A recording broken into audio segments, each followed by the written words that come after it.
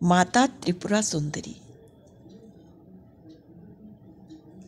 गुप्त नवरात्रियों का तीसरा दिन आदि महाविद्या त्रिपुरा सुंदरी भगवती देवी का माना जाता है।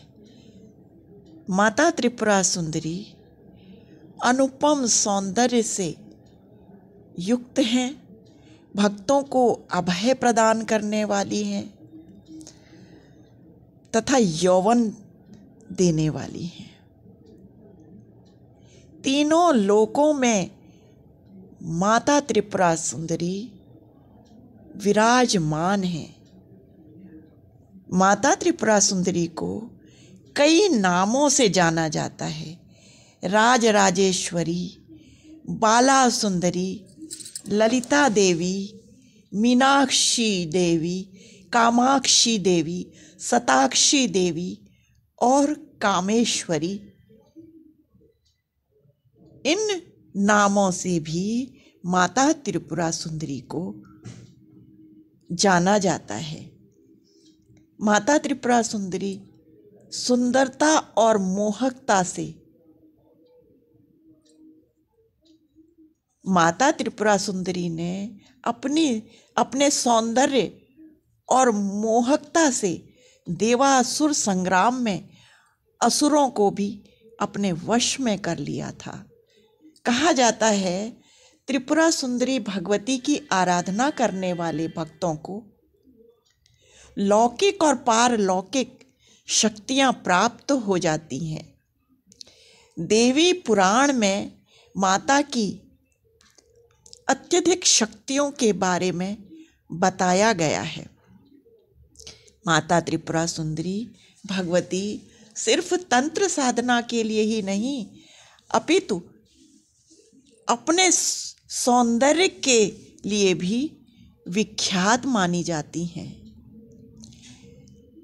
पौराणिक कथाओं के अनुसार भगवती त्रिपुर सुंदरी माता शांत मुद्रा में लेटे हुए सदाशिव की नाभि से निर्गत कमल के आसन पर विराजमान अपनी चारों भुजाओं में पाश, अंकुश, धनुष और बाण धारण किए हुए हैं। देवी के आसन को ब्रह्मा, विष्णु, शिव और यमराज अपने मस्तक पर धारण करते हैं। माता त्रिपुरा सुंदरी 3 नेत्रों से युक्त हैं और मस्तक पर अर्धचंद्र धारण करती हैं। देवी त्रिपुर सुंदरी अपने भक्तों की हर प्रकार की मनोकामनाओं को पूर्ण करती हैं, अपने भक्तों की विपत्तियों को दूर करती हैं, अपने भक्तों को अभय प्रदान करती हैं। देवी त्रिपुरा सुंदरी की पूजा करने से आत्मिक बल, यश और कीर्ति की प्राप्ति होती है। पौराणिक कथाओं के अनुसार देवी त्रिपुरा सुंदरी के उत्पत्ति का रहस्य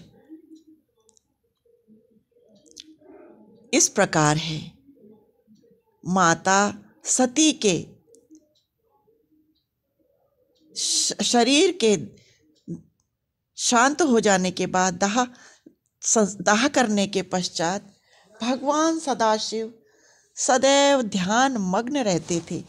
उन्होंने अपने संपूर्ण कर्मों का त्याग कर दिया था, जिसके कारण तीनों लोकों के संचालन में व्याधि उत्पन्न हो रही थी। उधर तारकासुर ब्रह्मा जी से वर प्राप्त कर लाया कि उसकी मृत्यु शिव के पुत्र के द्वारा होगी। समस्त देवी देवताओं ने भगवान शिव को ध्यान से जगाने के लिए उनके समक्ष कामदेव और उनकी पत्नी रति देवी को कैलाश भेज दिया। कामदेव ने देवताओं के आज्ञा के अनुसार मोहिनी बाण से शिव पर प्रहार कर दिया।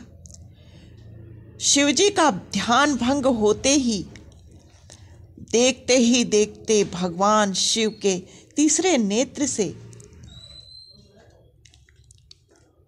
अग्नि उत्पन्न हुई और उस अग्नि ने कामदेव को जलाकर भस्म कर दिया। कामदेव की पत्नी रति के द्वारा दारुण विलाप करने पर भगवान शिव ने कामदेव को पुनः द्वापर युग में भगवान कृष्ण के पुत्र के रूप में जन्म धारण करने के लिए वरदान दिया और वहां से अंतर्धान हो गए। सभी देवताओं ने रति के जाने के पश्चात भगवान शिव के एक गण द्वारा कामदेव की भस्म से मूर्ति निर्मित करवाई। मूर्ति निर्मित होते ही उस मूर्ति से एक पुरुष पैदा हुआ। उस पुरुष ने भगवान शिव की आराधना करी, स्तुति की। इस स्तुति से प्रसन्न होकर भगवान शिव ने उस पुरुष का नाम भांड रख दिया। शिव के क्रोध से उत्पन्न होने के कारण भांड तमोगुण से संपन्न था। वह धीरे धीरे तीनों लोकों पर भयंकर उत्पात मचाने लगा।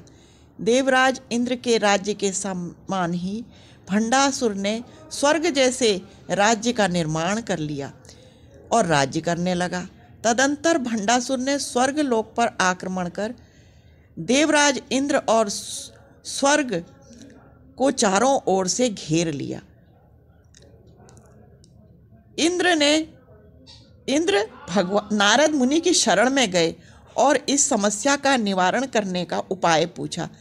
नारद ने माता भगवती की आद्या शक्ति की यथाविध अपने रक्त और मांस से आराधना पूजन करने का परामर्श दिया। देवराज इंद्र ने देवी की आराधना की। इस प्रकार देवराज इंद्र ने देवर्षि नारद की आज्ञा का पालन कर माता आद्या शक्ति की यथाविधि आराधना की और माता आद्या शक्ति ने त्रिपुर सुंदरी के रूप में प्रकट होकर भंडासुर नामक राक्षस का वध कर दिया। भंडासुर का वध होते ही चारों ओर माता त्रिपुरा सुंदरी की जय जयकार होने लगी। भंडासुर का वध होते ही देवताओं ने माता त्रिपुरा सुंदरी की जय जयकार की। अब हम पिथौरागढ़ से झूला घाट होते हुए हमारे मित्र राष्ट्र नेपाल में आयोजित माता त्रिपुरा सुंदरी की मंदिर में आयोजित मेले एवं पूजा का दर्शन करेंगे। सर्वमंगल मांगल्ये शिवे सर्वार्थ साधिके शरण्ये त्र्यंबके गौरी नारायणी नमोस्तुते। आषाढ़ माह की शुक्ल पक्ष की अष्टमी नवमी और कार्तिक माह की अष्टमी नवमी, चैत्र नवरात्रि के 10 दिन और अश्विन माह की नवरात्रियों में 10 दिन माता त्रिपुरा सुंदरी भगवती का मेला हमारे पड़ोसी राष्ट्र नेपाल में लगता है। यहाँ यह दरबार भारत और नेपाल दोनों ही राष्ट्रों में अत्यधिक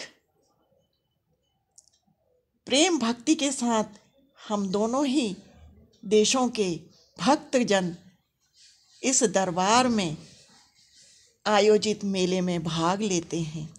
श्रद्धालु यहाँ आकर माता त्रिपुरा सुंदरी के चरणों में अपने श्रद्धा सुमन अर्पित करते हैं और माता का आशीर्वाद लेने पहुँचते हैं। यहाँ पर लाखों की संख्या में लोग पहुँचते हैं। इन्हें रणी देवल भी कहा जाता है। माता की शक्ति डोली के रूप में कापड़ी गांव जाती है। यह मेला बैतडी जिले में आयोजित दशरथ चंद्र नगर पालिका के अंतर्गत लगता है। बैतडी जिले से माता की सवारी काफड़ी गांव से वापस बैतडी मैया के मंदिर में आकर पुनः माथ मंदिर से फिर भनार घर को जाती है। इसमें भट्ट गांव के लोग और मौनी जाति के लोग माता की सवारी अथवा डोली को ले जाते हैं। इसमें भारत और नेपाल के सभी भक्तजन प्रेम से भाग लेते हैं। हम इस मेले के दर्शन करेंगे।